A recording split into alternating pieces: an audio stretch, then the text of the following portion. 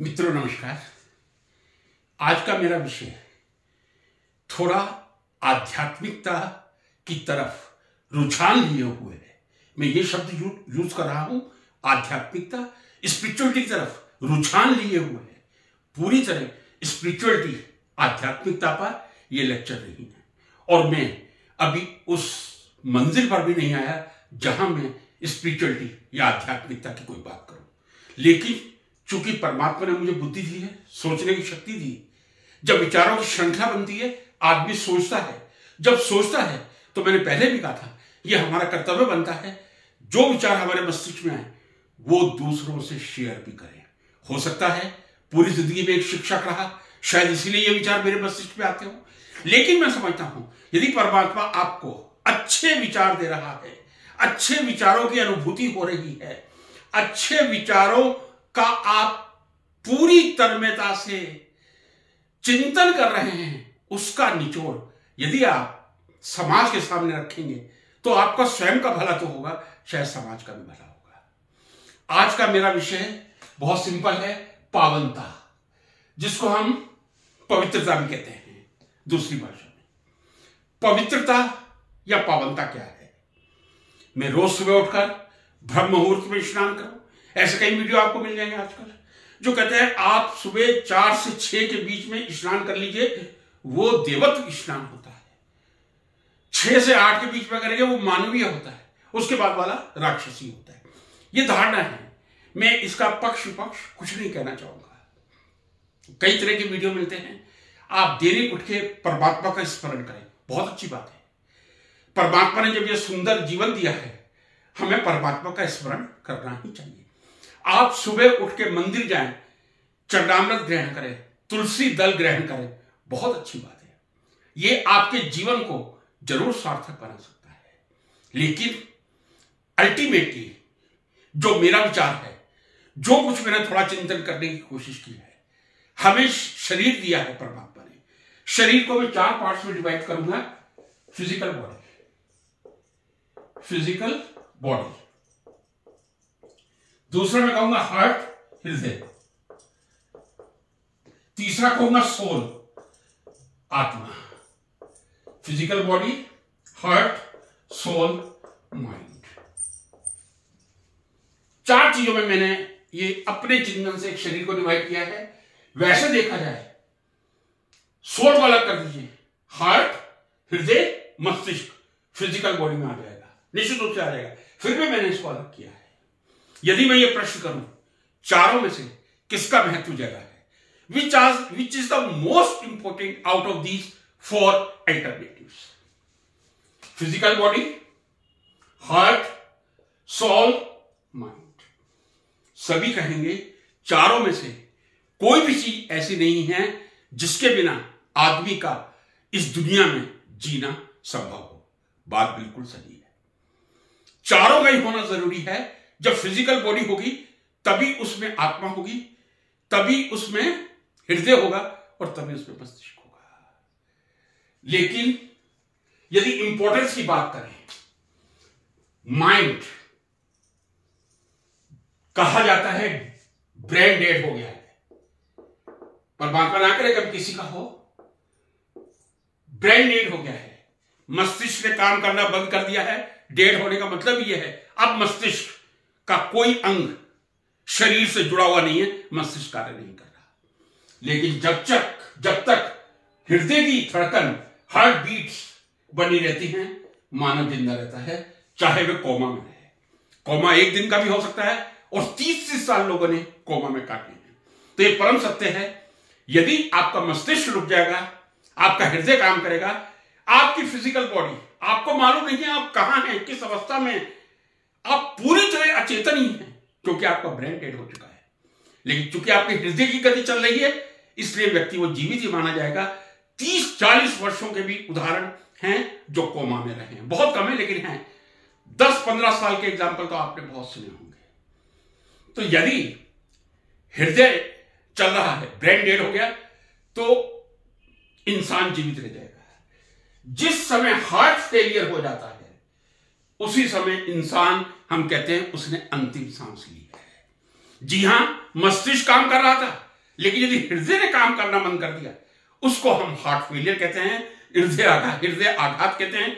हृदय का काम करने का पूरा फंक्शन जब खत्म हो जाता है, तब हम कहते हैं अब आदमी की मौत हो गई, उसने अपनी अंतिम सांस ले ली, अंतिम यात्रा पर निकल गया। दो चीजें बहुत क्लियर हो गई। तो फिजिकल बॉडी है, उसमें हार्ट है, उसमें माइंड है, उसमें सोल है। अब यदि जब तक इंसान जीवित है, ये तो मैंने बात कर दी हार्ट फेलियर की, जब अंतिम सांस ली, अंतिम सांस से पहले दो इंपॉर्टेंट पार्ट इस फिजिकल बॉडी में है, एक हार्ट है, एक सोल है, एक मन है और एक हृदय है। और जो हम दैनिक बोलचाल की भाषा में बात करते हैं, हम यही कहते हैं इस व्यक्ति का हृदय निर्मल है, इस व्यक्ति का हृदय बहुत ही स्वच्छ है। बहुत कम आजकल ऐसा सुनने को मिलता है, क्योंकि कालांतर में कलयुग और बढ़ेगा, तो कलयुग के साथ हमारे हृदय की जो विशालता तो कम होगी, लेकिन अब मुझसे कहा नहीं जा रहा, मैं किस तरह कहूं कि शायद अंदर की श्वेतता, व्हाइटनेस कम होगी कलयुग के साथ। लोग कहते हैं हृदय का साफ है, बहुत साफ व्यक्ति है हृदय का, होते हैं एक नहीं बहुत मिलेंगे, ये हमारी सोच है। आप ढूंढने तो निकलिए, ईमानदारी से ढूंढने निकलिए, आपको हृदय के बहुत साफ लोग मिलेंगे। बहुत कम ऐसे लोग होंगे जो हृदय के साफ नहीं होंगे, जिनका हृदय पवित्र नहीं होगा। मैं यहां दूसरे शब्द का उपयोग कर रहा हूं, यदि आपका हृदय स्वच्छ है, जो चीज स्वच्छ होगी वो पवित्र भी होगी। यदि आपका हृदय पूरी तरह स्वच्छ है तो वो पवित्र है। यदि अंश मात्र भी कहीं उसमें द्वेष, ईर्ष्या, घृणा, पाप, लोभ, मोह तो रहेगा। मैं कह रहा हूं, मैं मानव हूं, सबसे ज्यादा मोह मेरे भी होगा दूसरों के प्रति, ये सारी चीजें रहेंगी। लेकिन जब अंतिम सांस निकल जाती है व्यक्ति की, तब उसके लिए हृदय इंपॉर्टेंट ना होके आत्मा ही इंपॉर्टेंट हो जाती है। तब यह नहीं कहा जाता बहुत साफ हृदय का व्यक्ति था, कह देते होंगे कुछ लोग, सब यही कहेंगे बहुत पवित्र आत्मा थी।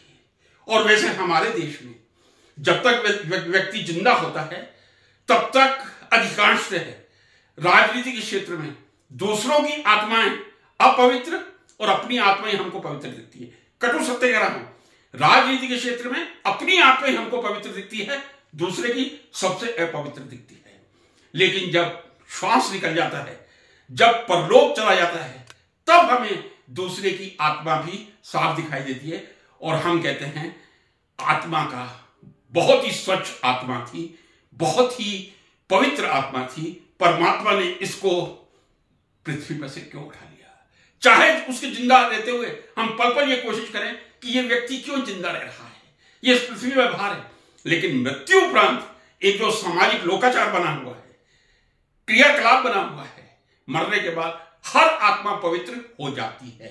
होती है या नहीं ये तो मैं नहीं कहूंगा, लेकिन मरने के बाद, अंतिम सांस के बाद, ये शायद हमारी संस्कृति का भाग है, या इस पृथ्वी का मैं एक कल्चरल पार्ट कह दूं, मरने के बाद हर आत्मा पवित्र होती है। जीवित आत्माएं कितनी पवित्र होती हैं वो आपके ऊपर निर्भर करती है। आप अपनी आत्मा को कितना पवित्र बना के रखते हैं। दूसरी चीज और आपको बता दूं, हृदय चंचल होता है। हृदय सबसे बड़ी चंचल चीज हृदय ही है। यदि हृदय नहीं होता तो शायद प्रज्वल रवन्ना जैसे व्यक्ति इस दुनिया में नहीं होते। हृदय जो विचलित होता है वो व्यक्ति को बड़े से बड़ा पाप करने के लिए मजबूर करता है।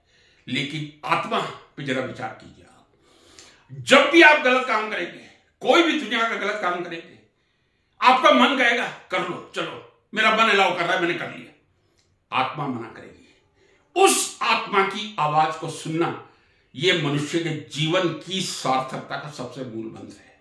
जी हां, मेरी बात आप सहमत हैं, असहमत हैं? जब भी आप कोई गलत काम करते हैं, आपका हृदय आपका साथ देगा, आपकी आत्मा मना करेगी। हृदय 24 घंटे में से 23 घंटे 55 मिनट वो काम करने के लिए कहेगा, लेकिन आत्मा केवल 5 मिनट के लिए 24 घंटे में आपको कहेगी ये कार्य मत कर। यदि आप उस 5 मिनट के नियंत्रण में आ गए तो आपकी आत्मा हमेशा पवित्र बनी रहेगी। और हृदय जो आपके ऊपर 23 घंटे 55 मिनट कंट्रोल कर रहा है, यदि आप उसके नियंत्रण में आ गए तो फिर आप गलत से गलत काम इस दुनिया में कर रहेंगे।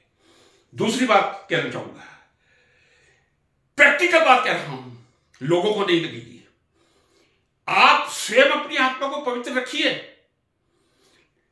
इस दुनिया में आज के टाइम में जैसे दूसरों को पाप करवाने वाले लोग मिल जाते हैं, वैसे आत्मा को दूषित करने वाले लोग भी मिल जाएंगे। आप अपने आप से तो अपनी आत्मा की पूरी तरह रक्षा कीजिए कि आपकी आत्मा जिंदा जी पवित्र रहे। यदि जीवित होते हुए आपकी आत्मा पवित्र है तो दुनिया की कोई ताकत मरने के बाद आपकी आत्मा को अपवित्र नहीं कर सकता। वैसे ये स्पिरिचुअली भी पॉसिबल नहीं है, लेकिन ये मैं बात दावे के साथ कह रहा हूं, यदि जिंदा जी जीवित होते हुए आपने अपनी आत्मा को पवित्र रखा है तो आपकी आत्मा वास्तव में अमर है। वैसे तो हर आत्मा अमर होती है ये कहा जाता है, लेकिन वास्तविक अमरता उसको कहते हैं जो पवित्रता पुण्यता की शिखर तक पहुंच जाए। कई बार मैंने ऐसे देखा है, मेरे व्यक्तिगत जीवन में, नाम नहीं ले पाऊंगा, बहुत पवित्र लोग होते हैं, हृदय के पवित्र, आत्मा के पवित्र, लेकिन एक दूसरा व्यक्ति ना केवल उनके हृदय को परिवर्तित करता है, उनकी आत्मा को भी पवित्र करता है। तो कृपया आप दूसरों से अपनी आत्मा को छुपा के रखें। जी हां, मैं ये जो शब्द कह रहा हूं, दूसरों से अपनी आत्मा को छुपा के रखें, कहीं वो आपके पवित्रता पूरी मेंटेन करने के बाद आपकी आत्मा को अपवित्र ना कर दे। भ्रष्टाचार की दास्तान में मैंने 3 भाग लिए थे, 1, 2 और 3। उसमें 2 ही मुख्य किरदार थे। एक किरदार वो थे जिनको सफलता की ऊंचाई तक पहुंचाया जाता है। फिर मैं कह रहा हूं, सफलता की ऊंचाई तक गोद में लेके जबरदस्ती पहुंचाया जाता है। और दूसरी वो भी आत्मा थी जो उनको गलत काम करने के लिए प्रेरित करती थी। यदि आपने नहीं सुना, भ्रष्टाचार से भरी दास्तान 1, 2 और 3 जरूर सुनिएगा और फिर जो मैं आज कह रहा हूं उस पर विचार कीजिएगा। जो पात्र बनाया गया था, जो मोहरा बनाया गया था, जो अपने आप को समझ रहा था मैं सफलता की पराकाष्ठा में पहुंच गया हूं, शायद उसकी आत्मा शुरू में बहुत पवित्र थी, लेकिन कुछ आत्माओं ने इस तरह से कब्जा किया कि उस पवित्र आत्मा को भी पूरी तरह से इस संसार में दूषित कार्य करने के लिए, इलीगल कार्य करने के लिए प्रेरित कर दिया। तो मित्रों, सबसे पवित्र परमात्मा ने आत्मा दी है। इस पवित्रता को हम कितना बना के रखते हैं यह हमारे ऊपर निर्भर करता है, लेकिन यह मैं पूरे प्रैक्टिकल एक्सपीरियंस के साथ कह रहा हूं, नाम नहीं लूंगा। यदि कोई पवित्र आत्मा है, बहुत सांस्कारिक परिवार से है, कहीं कोई गलत काम उसने जिंदगी में करने का सोचा भी नहीं है, ये दूसरी आत्मा है कलयुग में, वो आपकी आत्मा को इतना पतित कर देगी, इतना अपवित्र कर देगी कि आप चाहते हुए भी फिर अपनी आत्मा का शुद्धिकरण कहीं से गंगोत्री से गंगा सागर तक चले रहे, गंगा की कोई बूंद आपकी आत्मा को शुद्ध नहीं कर पाएगी। यही निवेदन आपसे था। नमस्कार।